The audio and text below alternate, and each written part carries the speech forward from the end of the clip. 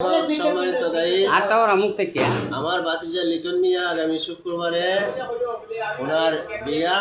তো রমজানের ছোট বোনের সাথে ভক্ত সবাই চিনেন জানেন, সবাই লিটনের জন্য দোয়া করবেন। তো আমরা শুনেছি লাইভে লিটনকে নিয়ে অনেকে কথাবার্তা বলেছে, তাই আমিও লিটনকে পেয়েছি, পাওয়ার সাথে সাথে বলেছি। লিটনও বললো আগামী শুক্রবারে বিবাহ হবে, তাই বললে লিটনকে নিয়ে আমি আপনাদের সামনে আবার লাইভে চলে আসলাম। তাই লিটনের মুখ থেকে আপনারা কিছু শুনেন। আসসালামু আলাইকুম। আমার সামনের শুক্রবারে বিয়ে। আমার বোর জন্য দোয়া করবেন, আমার জন্য দোয়া করবেন। আল্লাহ যেন আমার সুখে শান্তিতে রাখে। এখানে আমার মা নাই, বাপ নাই, আমি আমার মা বাবার জান্নাত নসিব করে এবং জান্নাতবাসী করে। আমরা সকলে বলে আমিন।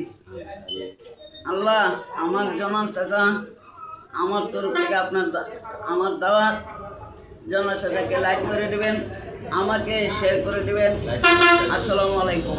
সম্মানিত গাইস, যে এতিম ছেলেটা আপনাদের সামনে কি বলেছে আপনারা তো হয়তো অবশ্যই শুনেছেন। সেই ছেলেটার জন্য সবাই দোয়া করবেন। সকলকে ধন্যবাদ।